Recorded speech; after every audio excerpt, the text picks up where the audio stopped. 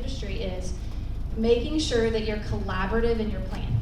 So involve your staff, involve all of your leaders, get everybody's feedback. And that doesn't mean that you're going to take everybody's feedback, but listen to them, because a lot of times you'll find that some of the folks that you may not have thought had shared your vision, they'll surprise you, and they'll share some important feedback for you that will be very vital for you as you start to develop your marketing and your communication plan. So starting there is really just engaging everybody, getting their input, and then from there, being purposeful in writing out what is your plan. So if we're talking marketing or communication, which in my mind, those two go hand in hand. In a hospital setting, they definitely go hand in hand. But being very clear to your leadership team and to your staff and to your customers, what's your plan?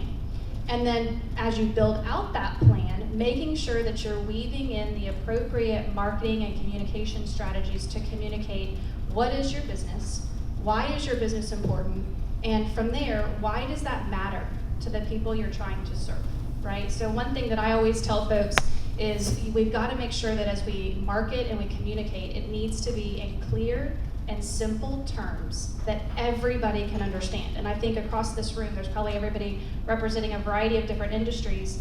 And whether you're in a complex industry or you're in a sales or a service industry, we have to be able to communicate to folks in our marketing in very simplistic terms so that folks understand and they feel relatable with you and what you're trying to sell to them. So from my standpoint, making sure you have that plan, make sure you involve folks in the input and developing that plan, and then making sure you're purposeful in the timing of when those things roll out, right? So that's it from a getting started standpoint. Thank you so much. Can one of you speak to social media and how that plays a part in your marketing plan? Okay, I'll take this one. That is my area of expertise, so I'm happy to take this one. So when it comes to social media, the first thing you need to be cognizant of is that your audience or your target audience, and these are the individuals that you think of. When you thought about going into business for yourselves, these are the folks that you said are gonna buy my product or service. So first you wanna think of them, who they are, and so you wanna, I'll get that in a minute. So you wanna think about, who are they, their personality, their gender, their age, education, all of these things, right? So demographics, psychographics. And then you wanna find out, okay, what social media platforms are they on? Some people have the misconception that, hey, there's all these things, there's Snapchat, there's TikTok, Facebook, Instagram, and what have you, and I have to be on all of these platforms. Well, no, that's not necessarily true. You wanna find what platforms your target audience is on, and that's where you wanna be. So you don't have to be on all of them, you wanna be on the ones where you're gonna find your target audience. As far as logos and branding your business, how important is that to have a logo, and how do you use that to brand? I'll take it, probably the most obvious. Speaking as a representative of Valley Baptist Health System, I think we can all say branding and logos are important, right? It's a name that folks recognize, and the standardization of that, I think, over time is important, right? So we spend a lot of time in making sure that as we have designed our brand, that we stay consistent. And so if we open a new division, if we open a new service line, if we open a new branch, keeping that marketing and that branding consistent across each of your businesses.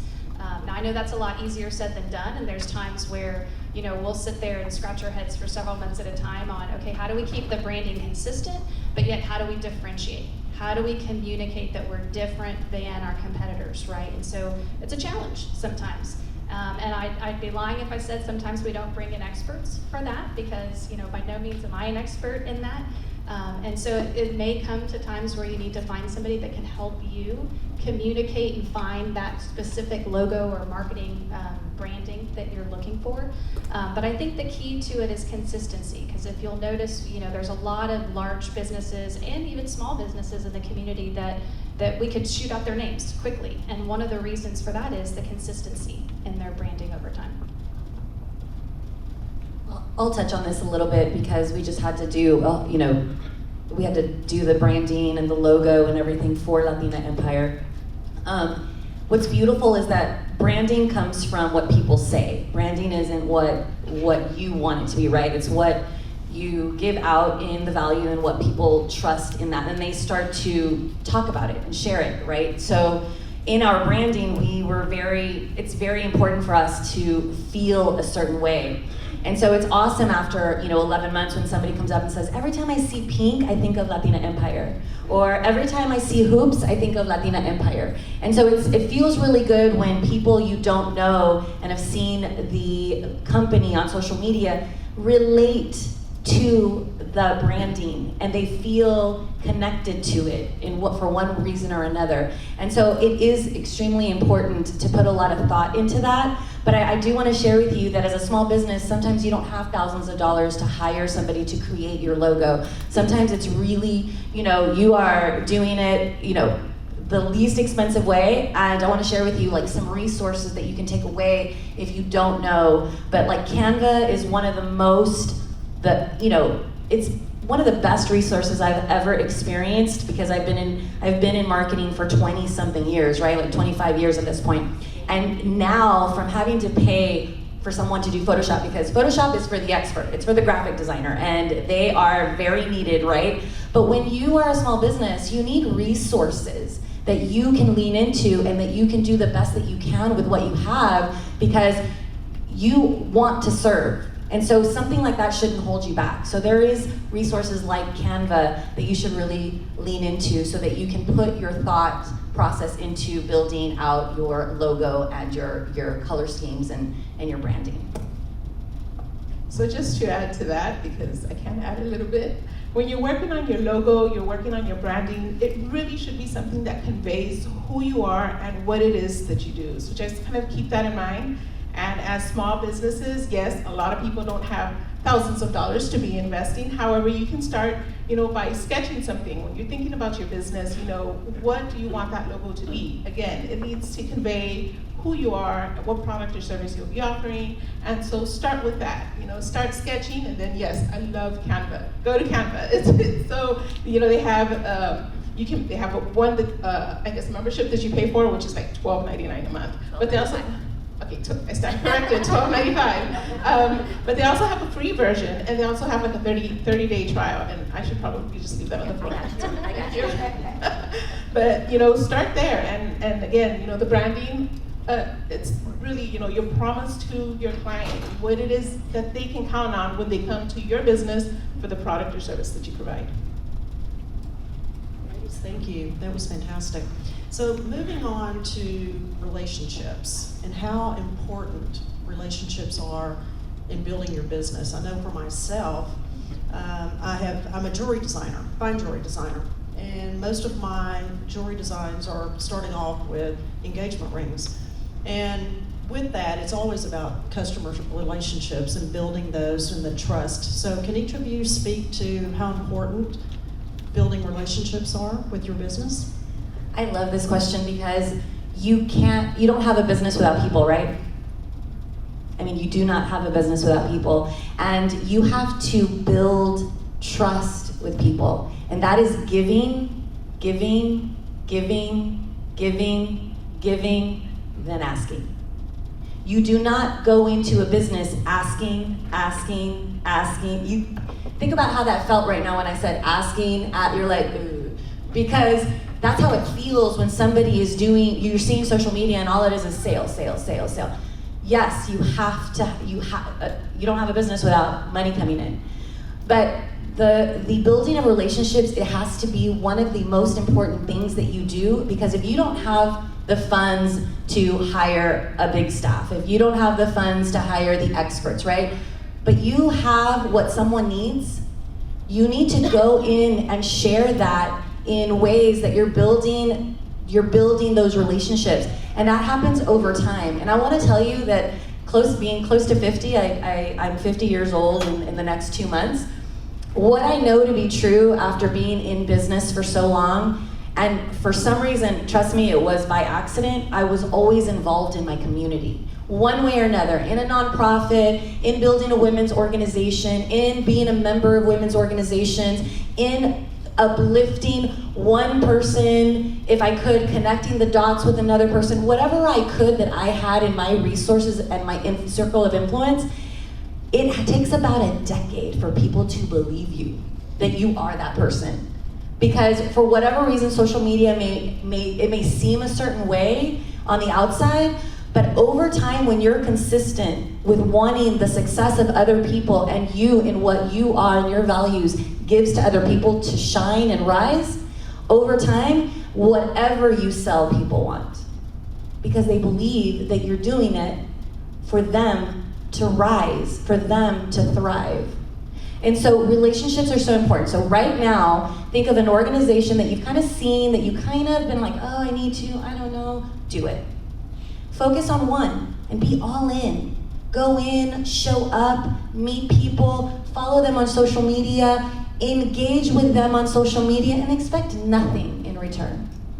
And see what transpires in your business. It's beautiful. So relationships are incredibly important. I'll take a little bit of a different approach when it comes to relationships. So I want to start first with staff. So in a small business, you know, your staff, well, I should say any business, staff are the most important. Our human capital is the most important component of any business. And particularly right now, after the COVID pandemic, I think everybody can attest to we're struggling with staffing, right? And so for me, where relationships are so important, especially right now, is making sure that we are continuously connecting on a human level and communicating transparently with our staff. And I have found that to be true in every single situation I have found myself in. And so one of the things I'll tell you guys in the hospital side, because as you can imagine, going through the COVID pandemic and the hospital environment was just, as I was saying earlier, it's something to make the history books. It was just insane. But one of the things that helped our hospital and even our smaller service lines within the hospital survive was the transparent communication with staff. And what we did was we did it daily. It was a daily PSA with our leadership team that we broadcasted on the internet, that folks could access it from wherever they were, home, work, wherever. And also a daily memo. And in that daily memo, we outlined what was changing, what was going on, what was our plan, what was our tactics, what staff are we bringing in, so that folks felt connected with what was going on. And I think that's relatable to any business, big or small. If you are communicative with your staff and you explain to them, this is our purpose, this is our vision, this is where we're going, and this is how you are a piece of it, and this is why you are an important component of that. You're gonna have staff feel that loyalty and that connection and want to stay with you in your business. And I think that carries true in any component of our life, right? So I think definitely relationships with staff are key. And then from there, relationships, I think, with your community, but also with your customers, right?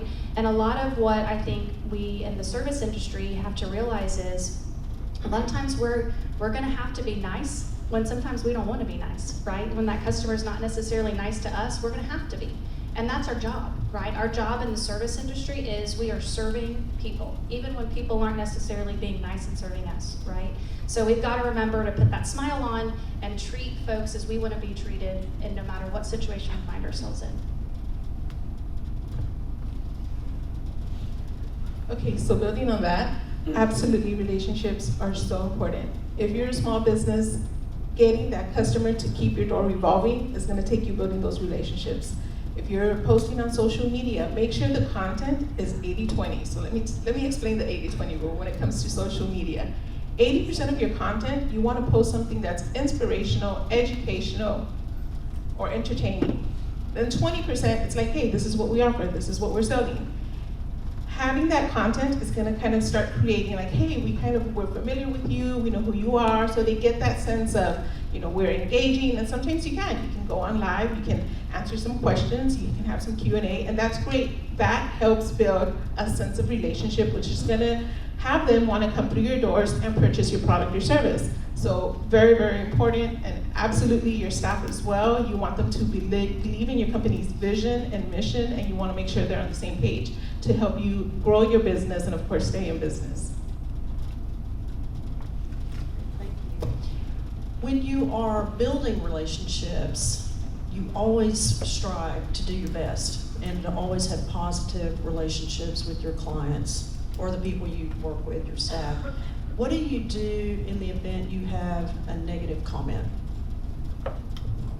you always want to address that. Negative comments, it's really bad for business, right? Of course, you also want to address the good comments, right? So for example, if you own a spa, somebody posts or somebody says, hey, I had a really great experience, fantastic, we're so pleased that you had this great experience, tell your friends, tell your family, we hope to see you back soon. Of course I'm gonna come back soon. If you respond with like, hey, we're so pleased, we wanna see you again, and I'm like, yeah, you'll see me again. If it's something negative, well, make sure you ameliorate the situation. What went wrong? How can you make that wrong and into a positive experience for your customer? When it comes to social media, and trust me, people, instead of calling your a customer service number or your business and saying, hey, I had a really bad experience, or this is what happened. Instead of saying that, I'm so sorry. Instead of saying that, what they're gonna do is they're gonna post it online, and other people are gonna be reading the reviews, right?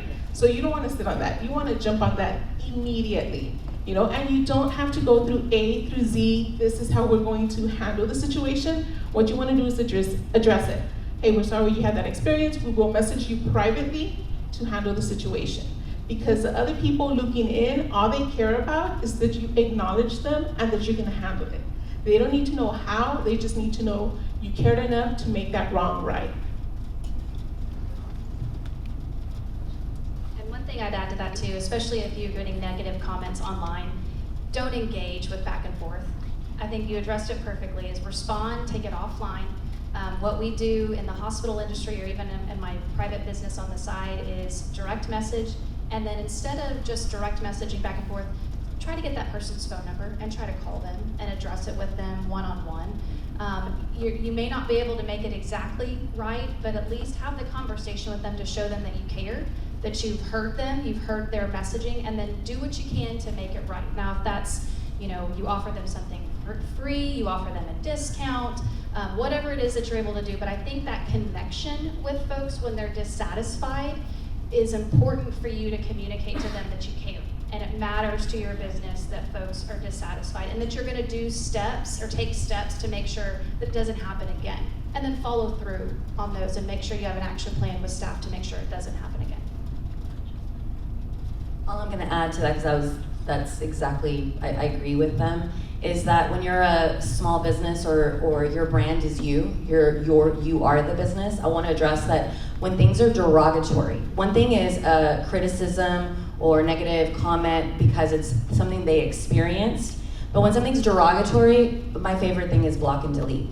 Somebody who is being outright abusive in how they're speaking to you or what they're writing, there is nothing you can tell them that's gonna make it right for them.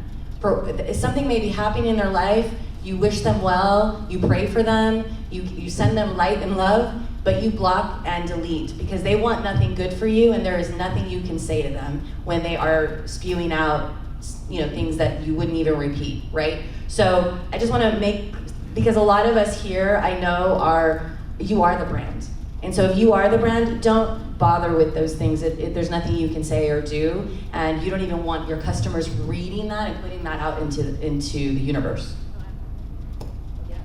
So one other thing, speaking to negative comments, so we know typically when you hear from folks, you hear negative, right? It's rare that you hear from folks when they're happy and positive with an experience. So one of the things that we've implemented that I think would be great for small businesses too, and you can do this in a number of different ways, but we implemented on our employee badges, there's a separate badge. I was going to bring one with me and I didn't get a chance to. But essentially on there, it's an opportunity for our employees when they know someone's having a positive experience because they're communicating with that person and getting it in real time. They'll ask the person, hey, would you leave us a positive review on either Google or Facebook? And we have a QR code printed, one for Google, one for Facebook. And we tell them in real time, will you please take a picture of this, get it to pop up on your QR code on your phone, and leave us a positive review. And we've seen, since we've implemented that, it's been a couple of months now, but we've seen our positive reviews on both Google and Facebook shoot up exponentially. And it's because we're asking folks, leave us that positive review. So you can do that if you have a small business, put it up by your cash register, or put it up by an area where customers are gonna be frequently, and empower your staff to ask the question too. So if they wear badges, print it, put it on their badge, make it easy for them. And it's a nice way to engage with customers as well. That's a great idea. I love that, QR codes. So when you are starting your business, many of us, when we're starting another or starting a business, oftentimes you are probably working at another job or you have small children at home, and your time is very, very limited and your funding is very limited. How do you handle your marketing strategies with limited time and limited money? So I'll address this with, hi Jess. I'll address this with, you need to carve out time that isn't going to feel overwhelming because you have a million things you have to do. But if you're not showing up where people are paying attention, which right now our world is social media, if you're not spending 5 minutes, 10 minutes, an hour, 50, whatever it is that you can carve out as a small business consistently every single day, you are not going to grow. In this day and age, we lean more into making a decision by going and researching who they are and what they're doing visually, which is social media now. So you cannot rely just on Google. You cannot rely just on, oh, but we've been in business for 30 years. There is a whole generation that doesn't even know you. So you cannot rely on that. You need to wake up every single day and ask yourself, where are people paying attention? Where are my people paying attention? And create the strategy to spend a minimum of time that you can, that you will never fail with showing up and doing it. 5 minutes, 30 minutes, because over time, those baby steps are huge, huge changes. All right, so I didn't mean to plug us in, but we are a service at no cost to you. Look for those resources. If you're just starting out, you're a startup and you're like, hey, I'm really passionate about this. I'm great at jewelry making. How do I start my business? Where do I start? I have a full-time job. I don't know where to go from here, but I know I want to bring this to fruition at some given juncture. Look for resources. At the Small Business Development Center, we work with existing businesses and startup businesses, and so we're there to take this entrepreneur journey with you as long as you'll have us by appointment. But we're a great resource for you all. We can get you research. We can, if you need to work on a business plan, we have a business plan template we'll provide you. There's a lot of back and forth. So look, not just for us, but there's other resources. Of course, you're always welcome. But there's resources out there to help you as you're getting started. So don't shy away of, maybe I don't have enough money or maybe this is not the time. Look for the resources in your community that can help you do this. And when it comes to, okay, you've got a business advisor, a business consultant that you're working with, they can help you strategically plan your steps and give you great research to help you make informed decisions as you move forward with your business. Also, if you're using social media platforms for marketing, there's sites like Hootsuite that you can take one day out of the week and then just schedule everything out, what day, what time you want to be posting your content, and it'll be done. One day, schedule it, and the rest of the week, you'll have your stuff going up when you ask it to. So there's that. What was that called? Spell that. What was it called? Hootsuite. H-O-O-T? Yes. Like an owl. H-O-O-T. Sweet. Thank you. So we've touched on this a little bit, but as far as online, also offline marketing strategies, what would you suggest where someone starting a business, where would they start? Okay, so if you want to do offline marketing, there's a lot of great organizations. You might want to start with your local EDCs, your chambers of commerce. They're great networking opportunities. Events like the event today. It's a great networking opportunity for you to get out and meet other entrepreneurs in the community. This is what we do, and maybe you can cross-promote traditional marketing, right? So maybe you want to put an ad on the radio, or you want to have some printed stuff, your brochures, your business cards, things of this nature. Those are things that you can do if you want to market using an offline approach. Well, I think I expressed myself about how important it is to build relationships. Women in business, I think we have seen such a huge stride in women supporting women. There are organizations like FemCity, which I am the co-founder of this region. There is Latina Empire, which I've shared with you, that has amazing events across the US. We also have OWE that's been around for, I think, 40-something years, Organization of Women Executives. You have your chambers of commerce. So there are so many organizations that are driven with, collaboration and connection and, when you show up and you're consistent, it just takes a couple of months for people to be like, oh yeah, I saw you last month. Like, what do you do? And then once that relationship starts, I mean, people like, I may not have something that you need, but I may know somebody that has something that you need. And that only happens through conversation and getting to know each other. And so how are we gonna do that? So I really, really think that it's important for you guys to do the offline marketing in organizations across the areas that you have your business. Yeah, I think y'all have hit most of it there. I think the only other thing, which isn't necessarily offline, but we haven't really talked about is, a lot of it, yes, is social and all of that, but I still think there's value in reaching out to customers via email. And I think we all get email addresses when we check out or when we purchase something online. And managing your emails and making sure that as you intake your customers' emails, continuously reaching out to them. There's a number of free platforms online. One of the ones that I know is successful is MailChimp. I don't know if you've ever heard of it, MailChimp. But it's an online company that helps you manage your emails and can help you strategically send out mass emails to your customers in a way that is consistent and concise, and then can help you also track and trend what your customers are paying attention to in those emails as well. So just research some additional companies that can help you manage email listservs, and then contemplate newsletters or frequent content that you send out that's directly relatable to your business that you want to get across to your customers, whether it's sales or service. I think that's another avenue to do some non-traditional marketing. The important thing about emails that you need to know is that you own them. You don't own social media. You don't own, the organizations.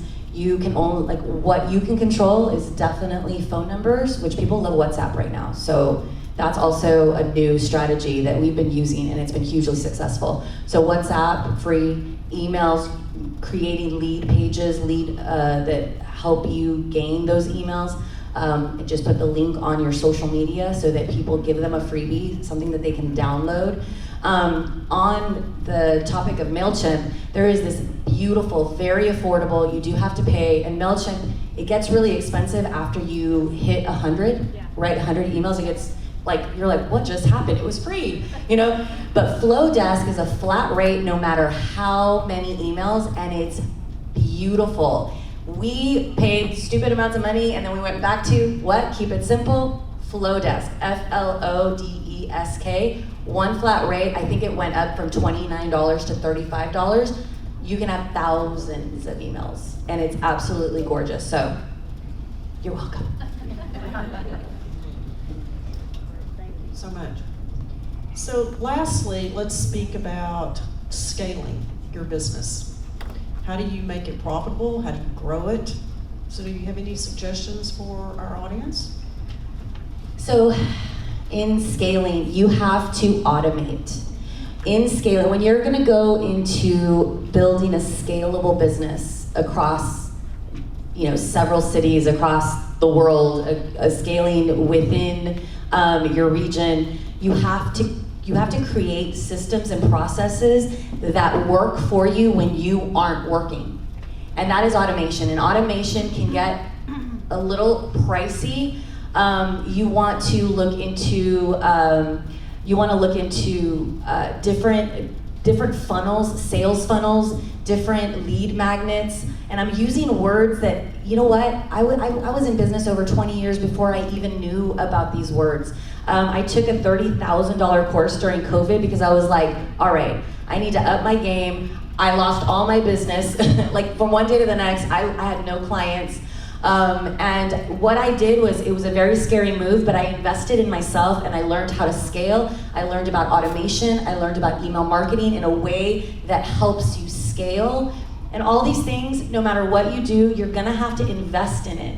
And there are ways that you can do that through, having a virtual assistant. There are a lot of sites that you'll have assistants that can help you with this that are experts in automation. But automation is the way that you're gonna learn about that. Google it. Sales funnels, they're powerful, and over time it's an investment in the front end, and you're not gonna see it for a while. But once it kicks in, it can change your whole world. But that's what you're gonna need to do to scale. I think the only only thing I'd add to that, and this can be challenging in small businesses at times, is just making sure that as you're contemplating, is this appropriate for me to go this route? And make sure that even if your gut's telling you yes, does your data support it? Because you don't want to take that leap of faith. You don't want to start with the standardization unless and until you know that that's actually going to work for your business. Supply and demand. Wait for the supply. The demand. So what I want to add to that is that, of course, it does help to have a consultant, a business advisor, business consultant, again, at no cost to you at the SBDC. But it's really important, she was talking about make sure it's data driven. We can provide you that research. If you have a business advisor that you're working with, hey, well, let's review numbers. Where are you at? Are you ready to expand? Is it financially feasible for you to do so? What is the research telling us? And there's absolutely nothing wrong with starting small. It's easier for you to scale up than it is for you to scale down. So just kind of, keep that top of mind, and don't be afraid to look for those resources that are available to you within your community. Thank you, ladies, very much. Great information. Hope all of you have taken away some notes. And at this time, we are going to open the floor to questions. So if any of you have any questions for these ladies, feel free to raise your hand and we will do our best to answer them. You got to do it that good. There we go. Meadowville, you said something about posting on social media that it's 80-20. You said 20% was selling, 80% was entertaining, something and something else. Educational and inspirational. So again, that 80-20 rule for social media content, 80% of the time you want to be educating, inspiring, or entertaining your audience. The other 20%, you can tell them, hey, this is what we offer, whether it's a product or a service. If it's a service that you're providing, educational component is so, so important. So example, if you have a spa, hey, well, these are the benefits of coming and getting this hydrofacial, right? So again, educational component, really, really important. It really helps build that trust, from your audience, and it'll help bring customers through your doors. Y'all talked a little bit more about email marketing, and what platform do you use? Like Constant Contact, I think. I kind of thought that was back in the day. I hate email, but I know that I guess I'm just one of the few. So with using those platforms, what device do you use to push it out? So I shared, she shared MailChimp, super popular, but MailChimp after 100 emails gets really pricey, and then it continues to go up from there.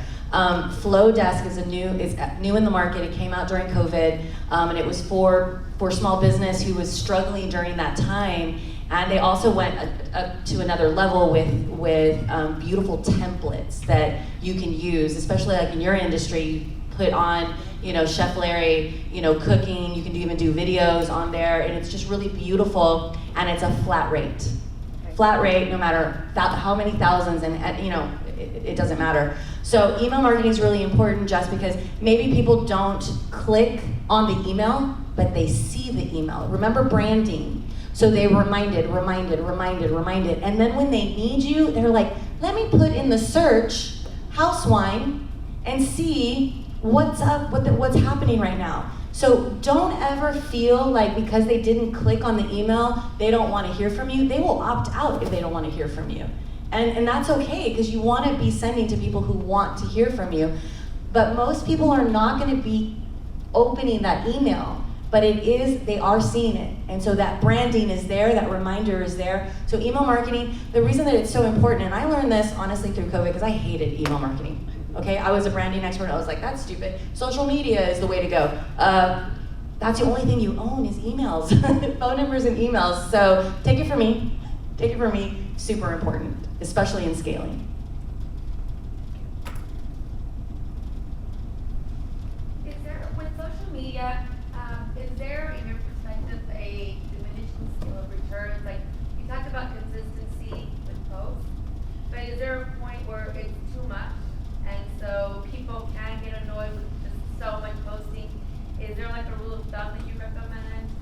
absolutely. I'm so glad, even though they kept on falling, that I brought them because yes, there is a rule of thumb for every social media platform. And so let me tell you what that is. All right, so when it comes to Facebook, you want to post at least once a day, right? No more than once a day. What happens with Facebook is that if you post, like, you might post a picture about today, right? So hey, we're at this governor's series and we're learning all about social media and marketing. Fantastic, You might get somebody, have questions like, oh, how was it, whatever. You can answer immediately, but it's gonna renew it on the feed continuously. People are gonna get tired. So what you wanna do is give it a little bit of time. Whether you're responding to a comment or you're posting something else, give it some time. Because what you're doing is you're competing against yourself, and the system might pick it up as spam, the algorithm, so just keep that top of mind. So that's Facebook. Instagram, 1 to 2 times a day. Twitter, okay, we all know how Twitter works, right? So Twitter's a crazy one. You can do this 15 times a day, and that's okay, because it moves so fast that it's okay, you'll be fine. Pinterest, 11 times. LinkedIn, once. Snapchat, 3 times. TikTok, 1 to 3 times a day. So,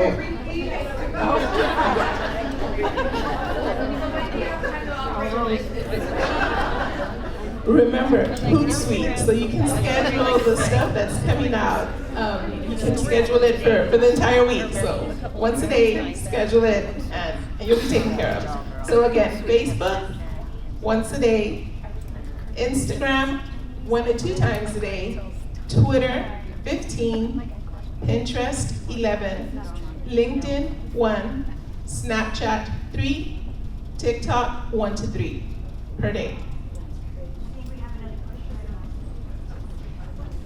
For those of us that may be like social media challenged, because it's like so hard to keep up with all the different platforms, are there any like courses or like social media for dummies? I'm so glad you asked, because at your SBDC, we do have a variety of trainings that are available to you at no cost. So just visit our website. We have a table outside, so if you want to come visit Christina and myself later, please do so. We'll be happy to give you more information. But you can check our website. So it's utrgv.edu/SBDC. And so in the middle, there's a little tab that says business training. It's a little drop down. You want to look at seminars, and so you'll see what trainings are up and coming. We do have a variety of trainings that cover social media marketing, small business branding, and so on and so forth. But again, you want to remember and completely, be cognizant of the fact that your target audience isn't necessarily on every social media platform, so you shouldn't have to be either. You want to find out who your target audience is, what platforms they're using, and those are the platforms that you want to be on. Thank you so much, and thank all of you for attending this session. This is going to conclude our session for today. Feel free, you have 10 minutes to network. I'm sure these ladies will be around if you want to ask some more questions. And with that, I will thank you for being here and enjoy the rest of your day.